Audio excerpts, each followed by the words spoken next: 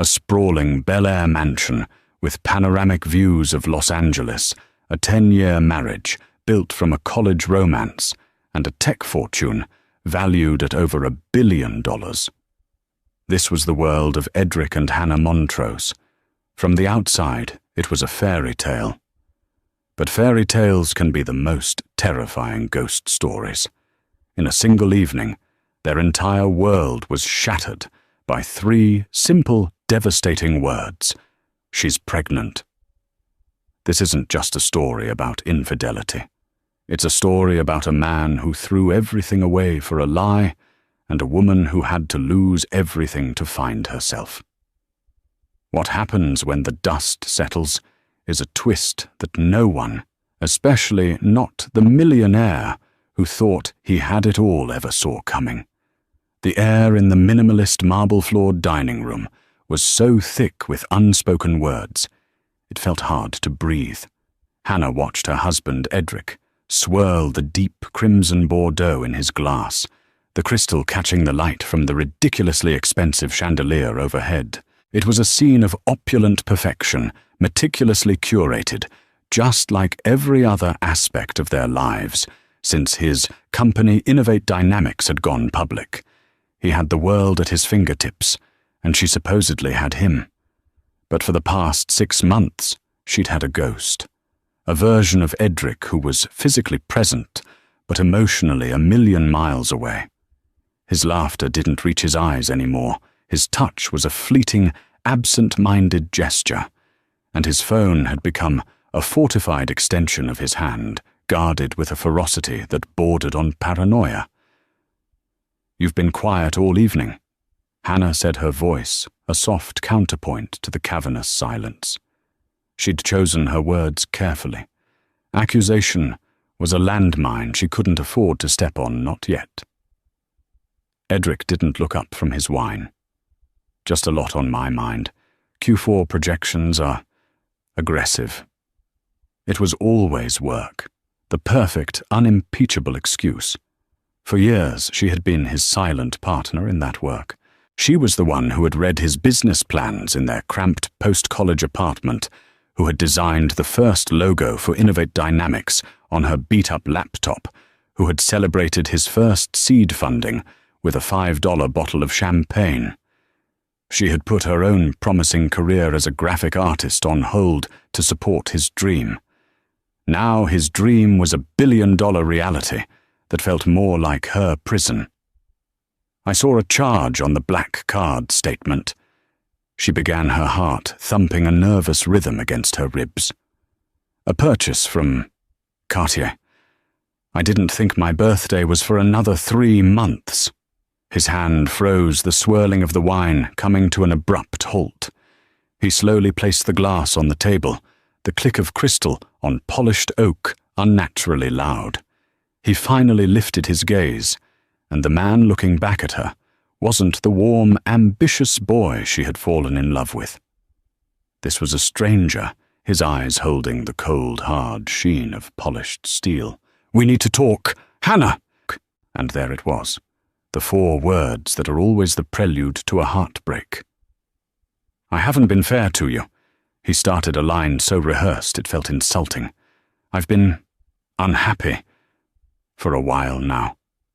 Unhappy? The word felt foreign, absurd. They had everything anyone could ever want. Unhappy with what Edric, the private jet, the house in Aspen, the life you said you always dreamed of. "It's not about that." He snapped his composure, cracking for a second. "It's not about the things." "Then what is it about?" she whispered, a cold dread creeping up her spine. He took a deep breath, the kind a man takes before he executes a decision he's long since made. "Her name is Brooke. She works in marketing at the company." The name hung in the air, a poisonous vapor. Brooke, a 26-year-old with bright eyes and a relentless ambition Hannah had spotted from a mile away. She'd seen the way Brooke looked at Edric in company photos, the lingering hand on his arm, the laugh that was just a little too loud. Hannah had dismissed it as the behavior of a social climber. She had tragically underestimated the situation. "You're having an affair," Hannah stated, her voice flat, devoid of the emotion that was raging inside her. It was a dam holding back a tsunami of pain. "It's more than that," he said, and the dam broke. "Hannah, she's pregnant." The world tilted on its axis. The chandelier above seemed to sway its light, fracturing into 1,000,000 tiny, blinding shards. Pregnant. The word was a physical blow, knocking the air from her lungs. They had tried for a baby for 2 years, 2 years of invasive tests, timed schedules, and quiet, crushing disappointment each month. The doctors had gently suggested it was likely due to Edric's relentless stress and traveler problem that money couldn't solve. And now this. Her shock gave way to a wave of white-hot fury. "You did this! You did this to us!" "I know," he said, and the most infuriating part was the flicker of relief in his eyes. He was glad the secret was out. "I'm sorry for the way this happened, but I'm not sorry that it did. I feel alive with her, Hannah. I feel happy." "So what happens now?" she asked, her voice trembling. "What do you want?" "I want a divorce," he said, the words as clean and sterile as a surgeon's scalpel. "I've already had my lawyer, Mr. Davenport, draw up the papers. It's a very generous offer. You'll be well taken care of." "Generous?" She let out a laugh that sounded more like a sob. "You think you can put a price on 10 years of my life, on the career I gave up for you, on everything?" "Don't be dramatic," he said, his voice hardening again. The CAO was back. "This is a transaction now. I'll give you the condo in West Hollywood, and a settlement, $5 million. $5 million. To him, it was a rounding error. To her, it was an insult wrapped in a paycheck. It was the price of her silence, her dignity.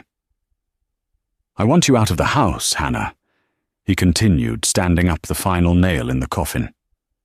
"Brooke is going to be moving in. She's delicate in her condition, and I don't want any added stress. I've had your things packed. They're in the guest wing. A car will be here in the morning to take you to the condo." He didn't just want a divorce. He wanted her erased. He was replacing the old model with the new one, and he wanted the showroom floor cleared immediately. She looked at him, truly looked at him, and saw the full, horrifying depth of his betrayal. He had planned this. The packed bags, the lawyer, the condo. This wasn't a confession. It was an eviction notice. Her fury solidified into something cold and hard. "Get out," she whispered. "What? This is my house. Get out!" She screamed, the sound tearing from her throat, raw and ragged. She stood up so quickly, her chair scraped violently against the floor. "I will not be thrown out of my own home in the middle of the night like a piece of trash. I will leave in the morning, as you so generously arranged. But for tonight you will not be under this roof. Go to her." For the first time, a flicker of uncertainty crossed his face. He saw something in her eyes he hadn't seen before. Not just pain, but a chilling, steely resolve. He opened his mouth to argue, then thought better of it. Without another word, he turned and walked out of the dining room. A few moments later she heard the front door open and close, followed by the roar of his McLaren tearing down the driveway. Hannah stood alone in the vast, silent room, the half-eaten meal a mockery of a life that no longer existed. She sank back into her chair, the cold finally seeping into her bones. Her marriage was over. Her home was gone. Her life as she knew it had been completely and utterly demolished. The West Hollywood condo was beautiful, of course. It was all glass and chrome, with a sterile, impersonal air that screamed corporate housing. Edric had bought it for investment purposes a year ago. Now Hannah understood its true purpose. It was a holding cell for his discarded wife. The boxes of her belongings, clothes, books, personal items, sat in the middle of the living room, a sad cardboard monument to her former life. The things from the mansion, the furniture she'd picked out, the art they'd collected remained behind. She had been allowed her personal effects, nothing more. For the first week, Hannah barely moved. She existed in a grey fog of shock and grief. Sleep came in short, jagged bursts, haunted by nightmares of Edric and a smiling, pregnant Brooke redecorating her home. She'd wake up gasping for air, the phantom pain of betrayal, a physical ache in her chest. Her phone was a constant torment. News travelled fast in their circle. Sympathetic texts from friends felt like pity. The silence from others felt like judgment. Then came the social media posts. Brooke, not even attempting to be discreet, posted a photo of her hand, a massive diamond engagement ring on her finger, resting on Edric's. The caption read, "A new chapter with my soulmate." Soulmate. The word was a dagger. Days later, a gossip site published photos of them, walking hand in hand out of a high-end baby boutique on Rodeo Drive, Edric's hand resting protectively on Brooke's barely there bump. He looked happier than Hannah had seen him in years. Each image, each post was a fresh wave of agony. She was being replaced in real time her life, with Edric being systematically overwritten. Her only lifeline was her best friend, Lena, a sharp, no-nonsense journalist who had never been a fan of the new Edric. Lena arrived on the second day with 2 large grocery bags, a bottle of very good tequila, and a look of righteous fury. "That absolute son of a bitch," Lena said, bypassing a greeting as she slammed the bags on the quartz countertop. "I swear, Hannah, if I see him, I might commit a felony." And her "the delicate condition marketing intern." Give me a break. Hannah just shook her head, pulling a blanket tighter around herself. "It's all real. She saw him as a target, and she won." "No," Lena said, her voice softening as she put a hand on Hannah's shoulder. "She didn't win. She just revealed what he truly is. You didn't lose a husband, hun. You lost a parasite who was feeding on your goodness for a decade." Lena stayed with her for 3 days, forcing her to eat, making her shower, and absorbing her endless looping cycle of grief and anger. She deleted Hannah's social media apps and fielded calls from concerned family members. Meanwhile, Edric was soaring. He and Brooke were the new power couple. He threw a lavish party at the mansion to celebrate their engagement and the impending arrival. He made a massive donation to the city's children's hospital, in their names a PR move, so blatant it was insulting. His business partner, David Chen, called Hannah once, his voice full of genuine remorse. "I'm so sorry, Hannah," David said, his tone low. "I tried to talk to him. He's not the same man we knew. This girl, Brooke, she has him completely wrapped around her finger. He's alienating everyone. He's making rash business decisions. He's convinced he's infallible." "Thank you for calling, David," Hannah had said, her voice hollow. "It means a lot. If you need anything at all, a character witness, financial records, just say the word." She knew it was a risky offer for him, a direct challenge to his partnership with Edric. It was a small comfort to know that not everyone had been blinded by Edric's new life. The lowest point came 2 weeks after she'd left, drowning in legal documents from Edric's lawyer, a man whose correspondence was as cold as his client's heart. Hannah found an old portfolio case tucked away in one of the boxes. It was her art portfolio from college and the years just after. Inside were sketches, design concepts, and vibrant digital prints. It was a relic from a different woman, a woman with dreams that had nothing to do with supporting someone else's. She remembered her final project, a series of intricate digital paintings exploring the concept of kintsugi, the Japanese art of repairing broken pottery with gold, making the cracks part of its history and beauty. The irony was so profound it made her sick. Here she was, shattered into 1,000 pieces, with no gold in sight to put her back together.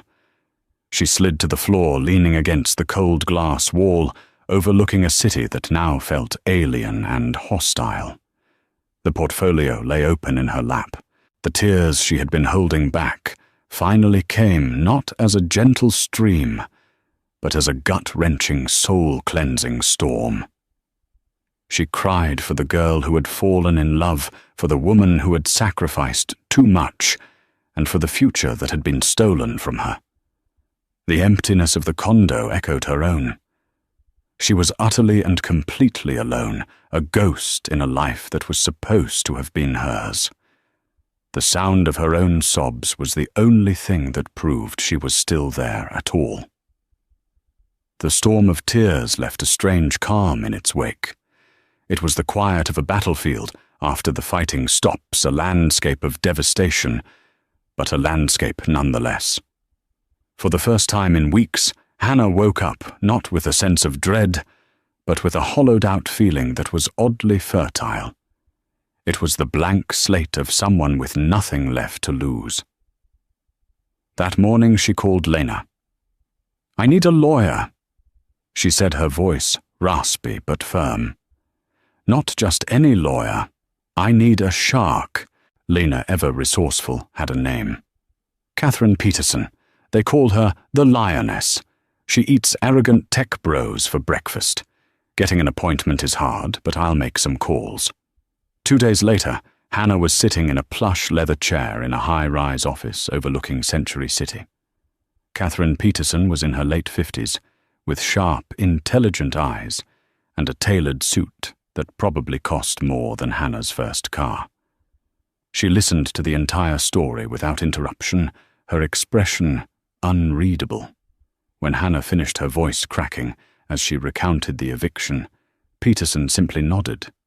"Mr. Montrose and his counsel, Mr. Davenport, are operating under the assumption that you are a grieving, compliant spouse who will take the initial offer to avoid a messy public battle." Peterson said, her voice calm and measured. "This is a common and often effective strategy. They are counting on your emotional devastation to cloud your judgment." She tapped a perfectly manicured finger on the settlement offer Edric's lawyer had sent. $5 million. It sounds like a lot of money to most people. But in the context of a 10-year marriage to a man whose company's market cap is currently north of $12 billion, a company you were instrumental in founding, it is, to put it mildly, an insult. Hannah felt a flicker of validation. "He said I gave up my career willingly." "Of course he did." Peterson scoffed lightly. "Did you sign a prenuptial agreement?" "No," Hannah said. "We were 22. We had nothing but student loan debt and a shared pizza." A slow smile spread across Catherine Peterson's face. "Then we are not here to accept a settlement, Mrs. Montrose. We are here to claim your rightful share of a marital asset. You weren't just the supportive wife.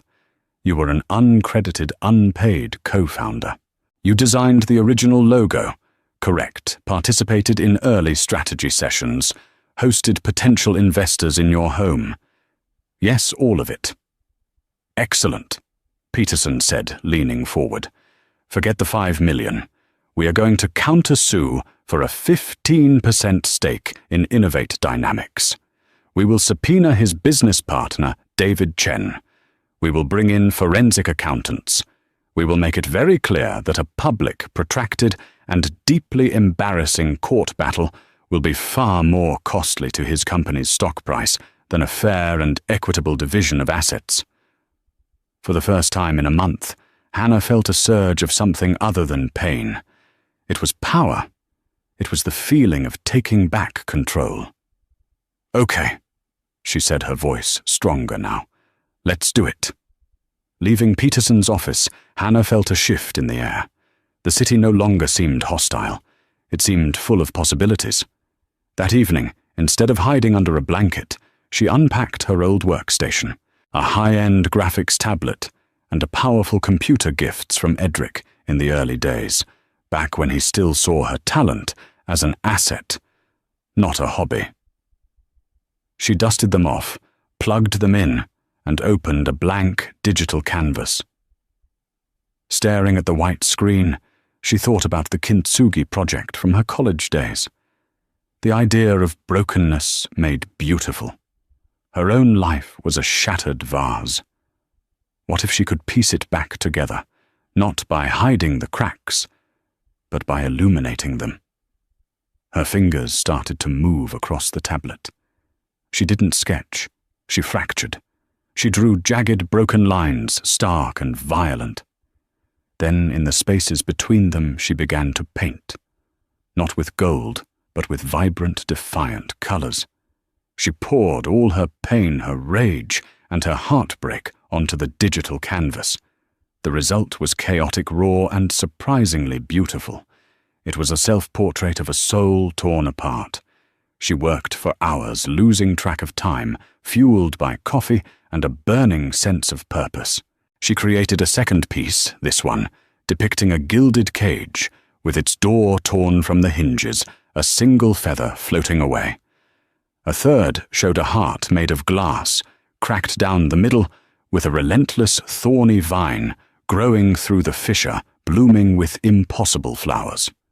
She created a collection of 12 pieces, calling it the Shattered Collection. Each one was a story, a moment of her pain transformed into art. On a whim, remembering the rise of digital art marketplaces, she minted them as NFTs, a world she knew something about from listening to Edric's endless talk of blockchain technology. She set up a profile under a pseudonym, Kintsugi, and listed the collection. She didn't expect anything to come of it. It was simply an act of catharsis, of releasing the poison that had been coursing through her veins. She had taken the broken pieces of her life and started to build something new. It wasn't a home, it wasn't a marriage, but it was hers. It was the first golden thread in a tapestry she had yet to fully imagine. And as she finally went to sleep, exhausted but clear-headed, she realized she hadn't thought about Edric or Brooke for 6 whole hours. It was a start. Edric Montrose believed he had engineered the perfect life. He had his brilliant, beautiful, and adoring fiancée Brooke living in his palace. His business was thriving, and the minor inconvenience of his divorce was being handled by the best lawyers money could buy. He was in his own mind, untouchable. But paradise had a price tag, and Brooke was an expert at running up the tab. Her delicate condition became a blanket justification for every whim. The nursery had to be redesigned 3 times by a celebrity interior designer.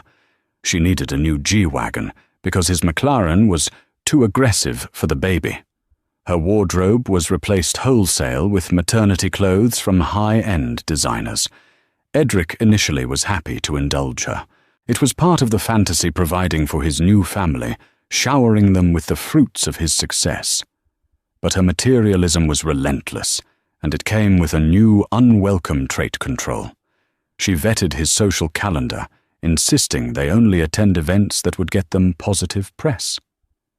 "It's about building our brand as a family, darling," she'd coo, stroking his ego while subtly isolating him. Old friends like David Chen were pushed to the periphery. Brooke found them dour and unsupportive. "Why do you even talk to David anymore?" she asked one evening, scrolling through her phone as Edric tried to decompress from a stressful day. "He's so clearly Team Hannah. It's bad energy for the baby." "David's my business partner and my oldest friend," Edric retorted a bit more sharply than he intended. "We built the company together. And now we are building a family together," she said, placing a hand on her stomach, the ultimate trump card. "Priorities change, Edric." He let it drop, but the conversation left a bitter taste. David had been his best man. He was the one Edric had called shaking with excitement after securing their first round of funding. Now he was bad energy. The cracks began to show in other ways too. Brooke seemed to have an almost pathological aversion to discussing her past. When Edric asked about her family, she gave vague, conflicting answers. Her parents were retired and traveling, or living a quiet life off the grid. She had no old friends she wanted to introduce him to, claiming she'd cut off a lot of toxic people when she decided to get serious about her career. It all sounded plausible on the surface, the narrative of a self-made woman, but it felt hollow, like a backstory written for a character in a movie. The most jarring incident happened during a routine ultrasound appointment. The doctor, a cheerful woman named Dr. Albright, was pointing out the baby's features on the screen, and there's the heartbeat, strong and steady at 150 beats per minute, she said. Everything looks perfectly on track for 22 weeks. Edric beamed, squeezing Brooke's hand, but Brooke just smiled tightly. 22 weeks, are you sure? My old doctor, Dr. Miller, thought I was a bit further along. Dr. Albright pulled up her chart. Well, all the measurements are consistent with the conception date around mid-February. Is Dr. Miller your regular OB-GYN? Oh, he was just at a clinic I went to when I first found out, Brooke said quickly, shooting a nervous glance at Edric.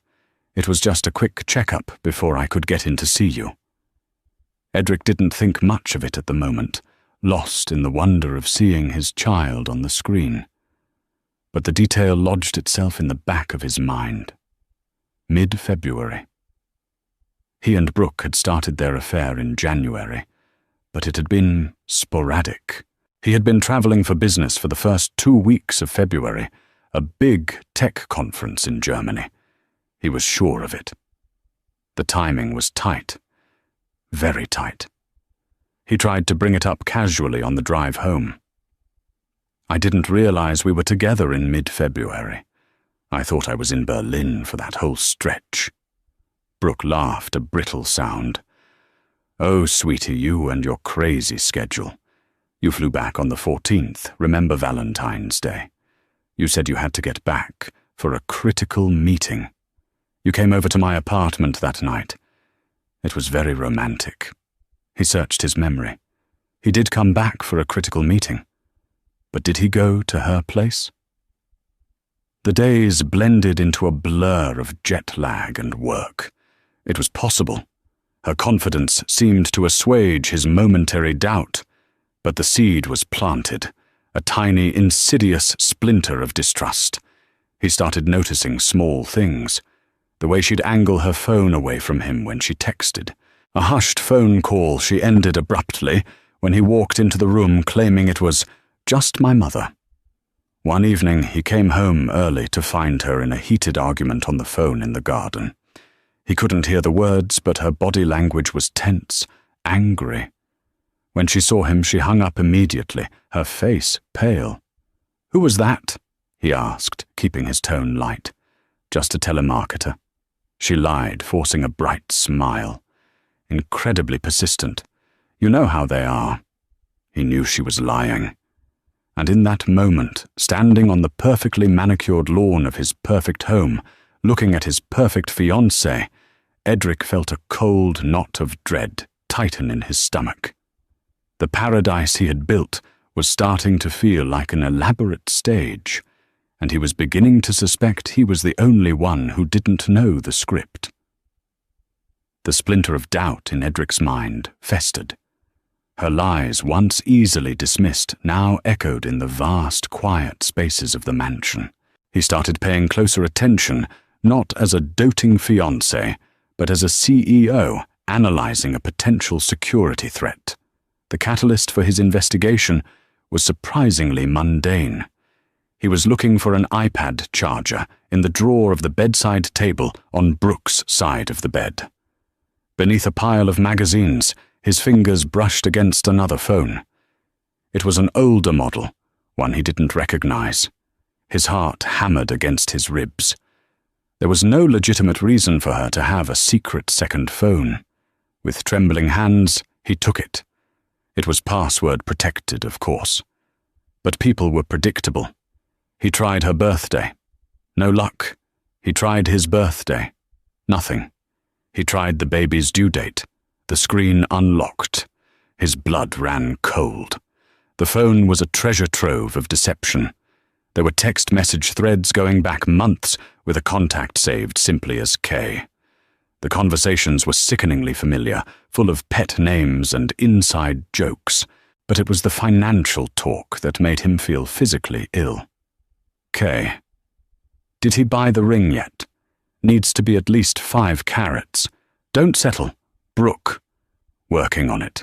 He's so wrapped up in the miracle baby, he'll buy me the whole store if I cry a little. K rent is due. Did you get the transfer? Brooke sent it this morning. Told him it was for a prenatal wellness retreat. He didn't even blink. And then the message that vaporized his world from late February. K, you sure this is going to work? The timing is risky. If he finds out it's mine. Brooke. He was out of the country. His memory of that week is a blur. He wants this baby more than anything. He'll believe what he wants to believe. We just have to stick to the story. Our baby is going to have the life we deserve, Kyle. I promise. Kyle. K. The baby was Kyle's. Edric sank onto the edge of the bed, the phone feeling like a lead weight in his hand. He couldn't breathe. Every loving gesture, every shared moment of excitement over their baby was a lie. He wasn't building a family. He was funding someone else's. He was the mark in the most elaborate, intimate con imaginable. The fury that rose in him was volcanic, scorching away every last trace of affection he'd felt for Brooke. He needed proof. Concrete, undeniable proof. He remembered David's offer months ago. Swallowing his pride, he made the call. David, he said, his voice strained. I need your help. It's about Brooke.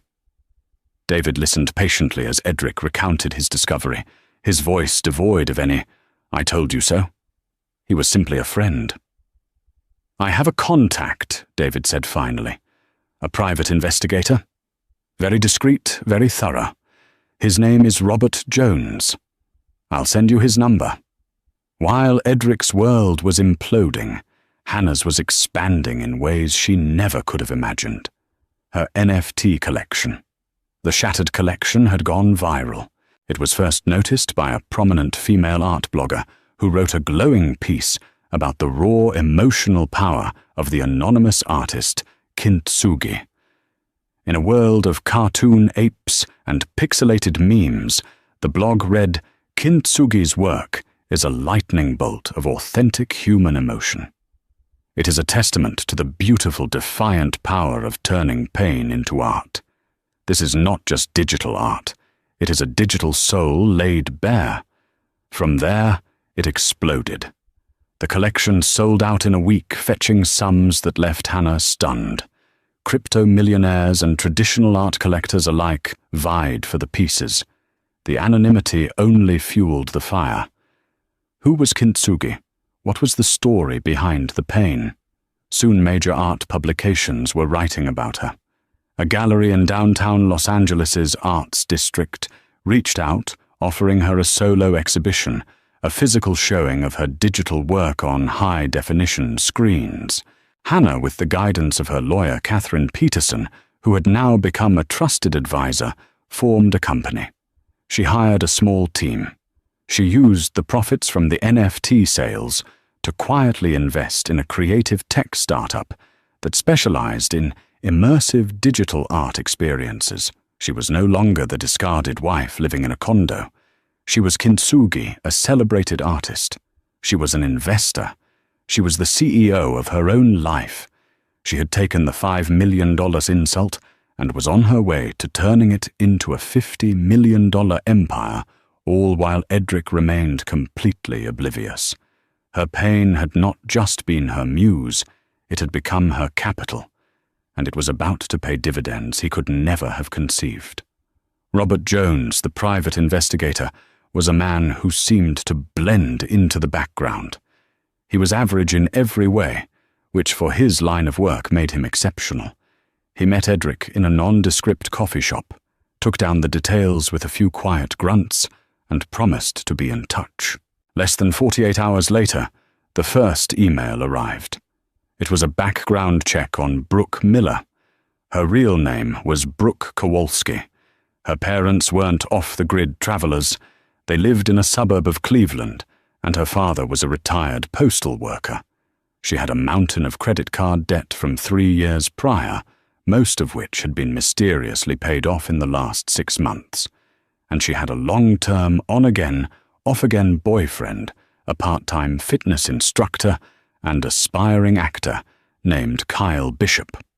A photo was attached. It was a man Edric had seen before, a handsome, generic-looking man from the gym Brooke insisted on joining.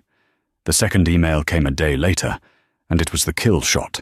Jones had, through means Edric didn't want to know, acquired a copy of the intake form from that first clinic Brooke had mentioned to Dr. Albright.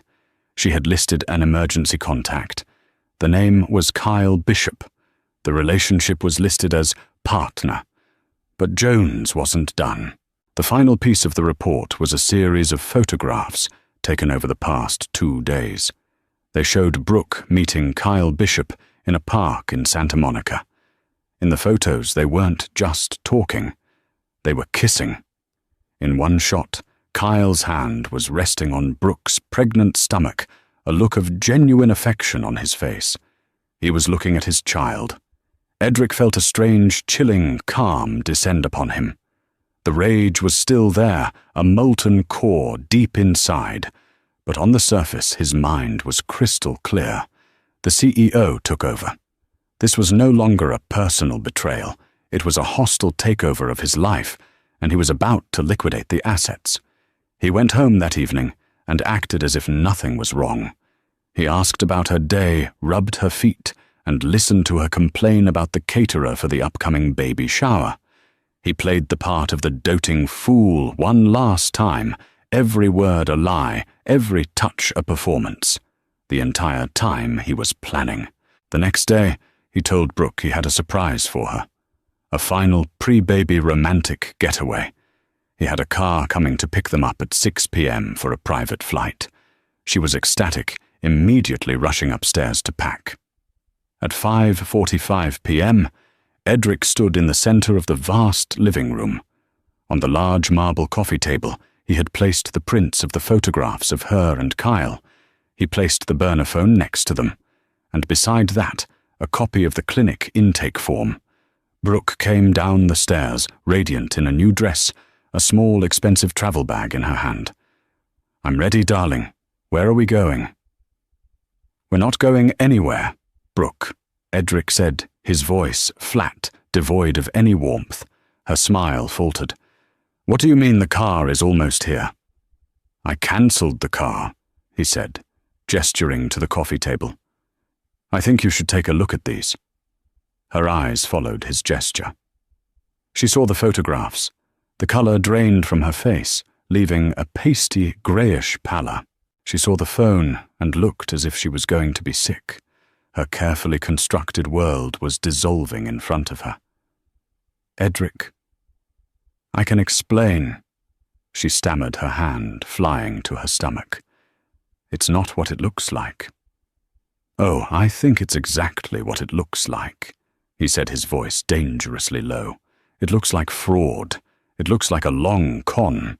It looks like you and your boyfriend, Kyle, cooked up a disgusting little plan to fleece me for every penny I have. No, it's not his baby, it's yours," she cried, tears welling in her eyes. But the performance was over. He could see the terror behind the tears. "Stop," he commanded, the single word cracking like a whip in the silent room. "Just stop. I know everything. I know about the phone. I know about the money you've been sending him. And I know that baby, the baby I was so excited for, the baby I was going to love and raise, is his. Her facade completely crumbled. The desperate tears turned into a snarl. Okay, fine. She spat, her voice dripping with venom. Fine, it is his. And you know what? He's 10 times the man you'll ever be. You and your precious money. That's all you are, Edric. A walking bank account. You're so arrogant you couldn't even see what was right in front of your face. Get out. He said the words barely a whisper. What? Get out of my house. He roared, the sound echoing off the marble and glass. He pointed toward the door. You can take your designer clothes and your blood money, but you will be out of here in 10 minutes. I have security on their way. If you are not gone by the time they get here, they will remove you for trespassing. She stared at him, her chest heaving, her face a mask of pure hatred. She opened her mouth to say something else, but saw the finality in his eyes. This was not a negotiation. She turned, grabbed her bag, and stormed out the front door, slamming it so hard a piece of art rattled on the wall. Edric stood alone in the cavernous room. The silence was absolute. He looked around at the house he had built, the life he had destroyed, the future he had fantasized about. It was all gone. All of it had been a lie. He had thrown away a decade of loyalty, of genuine love, for a cheap, transparent fake. He sank onto his $1,000 sofa and put his head in his hands. He wasn't a king in his castle. He was a fool in an empty museum of his own mistakes. And for the first time since Hannah had left, he felt a pain so profound it was physical. It wasn't just the pain of being conned. It was the crushing, suffocating weight of his own monumental stupidity. The months following Brooke's explosive departure bled into a grey, featureless expanse of time for Edric. The cavernous Bel Air mansion, once a symbol of his triumph, became his tomb. Silence was the new occupant, and it was a loud, suffocating presence. He'd walk through the marble hallways, his footsteps echoing, and see ghosts in every corner. The ghost of Hannah's quiet warmth in the library, the ghost of Brooke's garish laughter by the pool, the ghost of the man he used to be in every reflective surface. His professional life began to mirror his personal decay. The laser focus that had propelled Innovate Dynamics to stratospheric heights was gone, replaced by a distracted, irritable lethargy.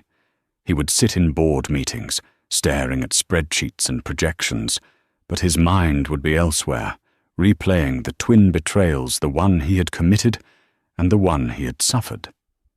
His team noticed. His investors noticed. The market, a merciless and unsentimental beast, certainly noticed. For the first time since its IPO, Innovate Dynamics missed its quarterly earnings projection. It wasn't a catastrophic miss, but it was a crack in the pristine facade of invincibility he had so carefully constructed. The stock, once a rocket, began to drift sideways, then dip.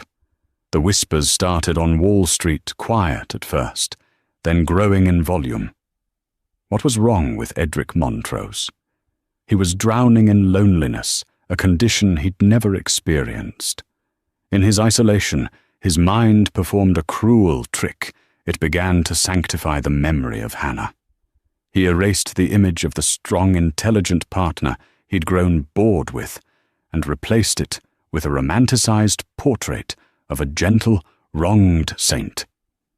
He remembered their early days in the cramped apartment, her unwavering belief in him, her hand on his back as he rehearsed investor pitches. He conveniently forgot the years he had taken her for granted, the coldness with which he had dismissed her dreams, and the brutal surgical way he had excised her from his life. A new desperate fantasy began to take shape in the wreckage of his mind. He would win her back. He would find her, apologize, grovel if he had to. He would show her the new, humbled Edric. He pictured her in the West Hollywood condo, still heartbroken, living a quiet, diminished life. He imagined her falling into his arms, forgiving him in a torrent of relieved tears. The sheer arrogance of this fantasy never occurred to him. The call that solidified his delusional plan came on a Tuesday afternoon. It was his lawyer, Mr. Davenport. "Good news, Edric Davenport," said his voice, clipped and professional. "We've received a final communication from Ms. Peterson. They are dropping the countersuit." Edric sat up straighter in his leather office chair. "They're dropping it. The whole thing, the 15% stake." "Correct. They have agreed to revert to the original divorce settlement terms, a clean break, the $5 million payment in exchange for a full waiver of any future claims on your assets or the company. I have the paperwork right here. It's the best possible outcome." Edric barely heard the last part.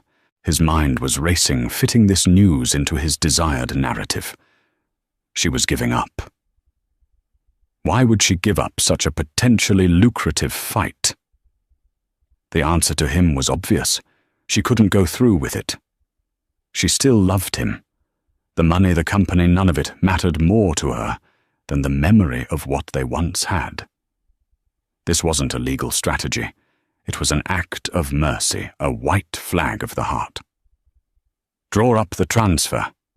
Edric said, a surge of adrenaline clearing the fog in his head. Immediately. He ended the call, his plan now set in motion. He would not just send the money. He would deliver his apology in person, a grand, sweeping gesture of his remorse.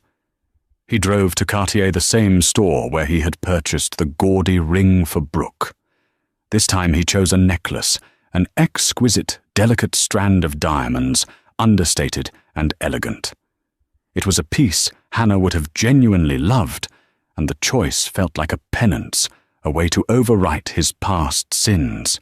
With the velvet box resting on the passenger seat of his car, he drove towards West Hollywood, a carefully rehearsed speech of contrition and longing playing on a loop in his mind. He arrived at the condo building, his heart pounding, with a mixture of nervousness and triumphant anticipation. He buzzed the unit listed under her name. Silence. He buzzed again, holding the button down longer this time. Nothing. A man in athletic gear holding the leash of a small terrier walked past him. "If you're looking for Hannah Montrose, you missed her," the man said casually. "She sold the place a few months back. Place went for a fortune, I hear.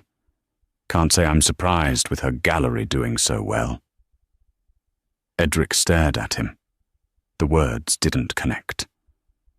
"Her gallery. Yeah, the Montrose Gallery downtown, in the Arts District," the man said, pulling his dog away from a planter. "Big deal opening all over the news. My wife dragged me to it. Pretty amazing stuff, actually." The man walked on, leaving Edric standing on the pavement, the rehearsed speech dissolving on his tongue. He fumbled for his phone, his fingers feeling thick and clumsy. He opened a browser, and for the first time in nearly a year, typed Hannah's name into the search bar. The world tilted. It wasn't a gentle stream of information. It was a tidal wave. Forbes, from heartbreak to high-tech, the unmasking of art phenomenon kintsugi. ArtNet News. Hannah Montrose shatters records and expectations with The Shattered Collection. TechCrunch. Montrose creative stuns market with acquisition of immersive tech firm Aperture. Link after link, picture after picture. There she was accepting an award. There she was on a panel with other tech innovators. There she was standing in front of a colossal, vibrant screen of digital art, her art. She wasn't grieving in a condo. She was a titan, a sensation. He scrolled mesmerized and horrified through images of her work. He saw his own cruelty, his own betrayal reflected back at him, transformed into jagged, beautiful, and incredibly valuable art. He found the address for the gallery. The drive downtown was an out-of-body experience. He parked the car, the Cartier box on the seat, now seeming like a pathetic, insulting toy. The gallery was impossible to miss. A sleek, minimalist facade of black steel and glass, with a single word glowing in elegant white neon Montrose. A line of well-dressed patrons snaked down the sidewalk waiting to get in. Edric didn't wait. He walked straight to the entrance, a ghost of his old entitlement carrying him forward. He told the baffled young woman at the door his name, and the flicker of recognition and shock in her eyes was enough to get him waved through. The inside was buzzing with the low hum of money and prestige. Waiters circulated with trays of champagne. The air was filled with conversations about artistic intent and market value, and everywhere on massive state-of-the-art screens was her work. His life with her, shattered and reassembled. He saw a piece depicting a single elegant chair being violently scraped across a marble floor. He saw another of a gilded cage, its door ripped from the hinges. He was standing inside a museum dedicated to his own failure. Then across the crowded room he saw her. She was the calm center of the storm, talking with a small group of people, a champagne flute held loosely in her hand. She wore a simple, impeccably tailored black dress. She looked stronger, healthier, and more radiant than he had ever seen her. The deep, lingering sadness he had grown accustomed to in her eyes was gone, replaced by a sharp, brilliant light. It was the look of a woman who was not just surviving but conquering. As if she felt his gaze, she looked up. Their eyes met. There was no flicker of pain, no gasp of shock. Just a moment of cool, calm recognition. She offered a polite smile to the people she was with, excused herself with an unhurried grace, and began walking toward him. "Edric," she said, her voice perfectly, even holding a new, deeper timbre of authority. "I have to admit I'm surprised to see you here." "Hannah, I had no idea."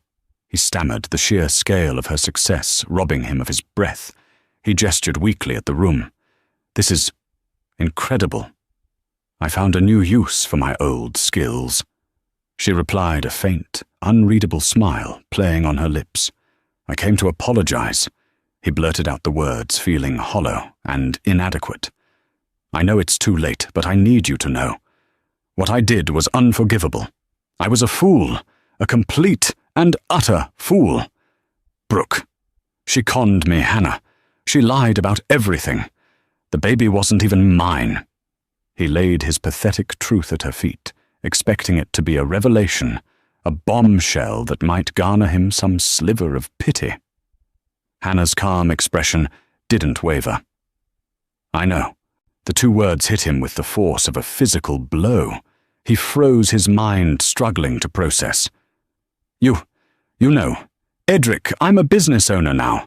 I do my due diligence," she said, her voice dropping slightly, drawing him into a conspiratorial bubble in the midst of the crowd. "When Catherine Peterson filed my initial countersuit, she hired an investigator. It's standard practice in a contentious divorce. We've known about Kyle Bishop, the secret phone, the money transfers, and the questionable paternity timeline for the better part of 6 months. We were just waiting for you to figure it out for yourself." He was speechless. Utterly, completely speechless. The story he thought he was revealing to her was old news. He had been a blundering actor in a drama she had been watching from the director's chair. "But you dropped the suit." He managed to choke out the words, tasting like ash. "You took the settlement." Her smile widened, and for the first time, he saw the glint of steel beneath the surface. "Yes. $5 million is an excellent source of seed capital, far more effective than protracted litigation. Why would I fight you for a 15% stake in your declining company when I could use your money to build my own from the ground up? It was a much better investment." She paused, letting the brutal business logic of her decision sink in. Then she delivered the coup de grace. And besides my lead investor for the Aperture acquisition was David Chen. He sold off his shares in Innovate Dynamics 3 months ago. He said he wanted to invest in a future with a little more integrity. The floor fell away. David, his partner, his best man, his last link to his old life. He had left him. For her. Edric could only stare, his mouth hanging slightly open, a caricature of shock. The expensive necklace in his pocket felt like a lead weight dragging him down. His grand gesture, his pathetic apology, his entire fantasy of reconciliation, it was all a joke. He had come here as a savior to rescue the broken woman he had left behind. But there was no broken woman here. She had taken the pieces of the life he had smashed and had built an empire from them, an empire that was already beginning to eclipse his own. "I have to get back to my guests," Hannah said, her tone polite, businesslike final. She turned to walk away. "Hannah, wait!" He pleaded, the sound raw and desperate, the last gasp of a drowning man. She paused, her back still mostly to him. "Yes, Edric." He searched for something to say, a word, an argument, an appeal. But there was nothing.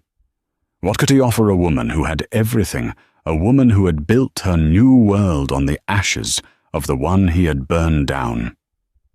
He was irrelevant. She didn't wait for the answer he didn't have. With a final imperceptible sigh, she walked back into the warmth and light of the crowd, rejoining her world a queen in her court. She left him standing alone in the center of her gallery, a ghost at a feast surrounded by the beautiful, brilliant, and deeply personal evidence of his monumental failure. He was completely and finally speechless. In the end, this wasn't just a story of revenge, it was a story of rebirth. Edric Montrose, the millionaire who thought he could buy and sell people's lives, was left with nothing but the empty echo of his own arrogance. He learned the hardest lesson of all that character is the one asset you can't liquidate. Hannah, on the other hand, is a powerful reminder that sometimes our deepest wounds can become our greatest strengths. She didn't just get back on her feet. She learned to fly. She proves that the end of one story, no matter how devastating, can be the beginning of a much better one. What do you think is the most powerful form of karma? Is it watching someone fail, or is it succeeding so brilliantly that they become irrelevant? Let us know your thoughts in the comments below. If this story of resilience and ultimate triumph resonated with you, please give this video a thumbs up. Share it with someone who might need to hear it. And don't forget to subscribe for more real-life stories that will leave you thinking. Thank you for listening.